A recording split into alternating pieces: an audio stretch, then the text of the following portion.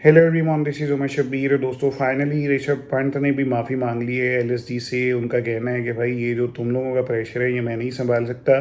और एलएसजी के ओनर भी सोच रहे होंगे कि भाई 60 करोड़ रुपया मेरा ज़ाया करके इस बंदे को याद आया है कि ये मेरी टीम का कैप्टन या मेरी टीम का प्लेयर नहीं बन सकता।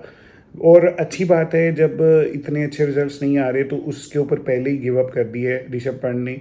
किसी और टीम में जाएंगे, अच्छा खेलेंगे, ईजी होकर खेलेंगे, रिलैक्स होकर खेलेंगे। एक तो सबसे ज़्यादा अमाउंट का प्रेशर उनके ऊपर आ गया, और ये इसमें मिस्टेक संजीव गोयका की है, क्योंकि उनकी जो थिंक टैंक है उन्होंने कहा था कि 14 करोड़ से अबव इसकी अमाउंट हमें सूटेबल नहीं है। एक तो अमाउंट का प्रेशर आएगा और इससे बड़ा ये प्लेयर भी नहीं है।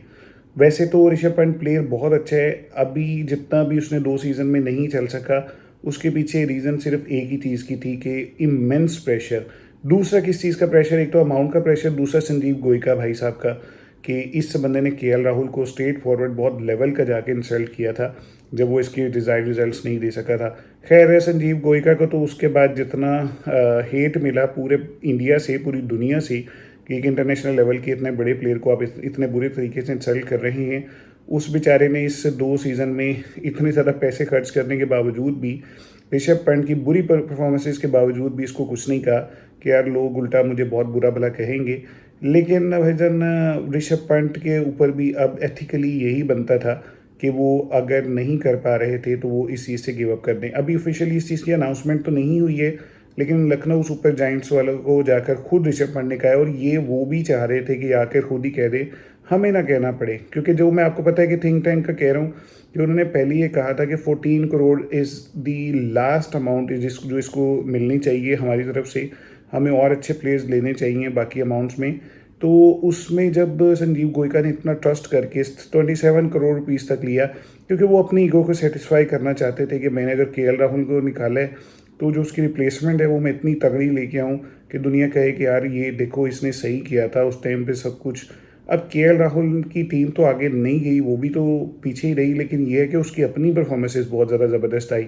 और उसने भी ये कहा कि यार मुझे अब कप्तानी नहीं चाहिए, किसी भी जगह पर कोई भी खड़ा होकर मुझे कुछ भी कह देता है। दिल्ली कैपिटल वालों ने भी जीतना तो है नहीं है, वो भी बात मेरे पे पड़ जानी है। और सब लोगों ने कहना है कि भाई एलएसजी में था, उसको नहीं कुछ जिता पा रहा था, और यहाँ पर आ गया, यहाँ पर भी नहीं कुछ कर रहा। उसने सिंपली अच्छा फैसला लिया कि मैं एज अ प्लेयर खेलूँगा, किसी भी टीम में खेलूँ, और वो अच्छा खेला। उसने अपनी इनिंग्स बहुत अच्छी खेली इस दफ़ा। एज एन इंडियन जो आईपीएल का सबसे हाईएस्ट स्कोर भी बनाया, तो अच्छी अपनी इनिंग्स खेल के चला गया। लेकिन उसको गलत प्रूव करने के संजीव गोयका ने इस बंदे को इतनी ज़्यादा अमाउंट में ख़रीदा था, जो कि वो अब अमाउंट जस्टिफाई नहीं कर पाया।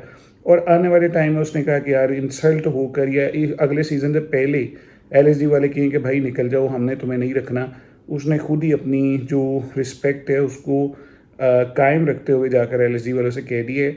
लेकिन अब जब भी, क्योंकि आपको पता है कि आज का तो आईपीएल ख़त्म हो चुका है, अब जो नेक्स्ट अनाउंसमेंट है वो अगले आईपीएल के जाकर करीब में ही होगी कि एलएसजी वाले कह देंगे कि ऋषभ पंत हमारा पार्ट नहीं है, हम कोई नया लड़का लेने जा रहे हैं for next IPL leadership role. अभी के लिए मुझे दीजिए इजाज़त, अगली वीडियो में आपसे मुलाकात होगी, तब तक के लिए गुड बाय।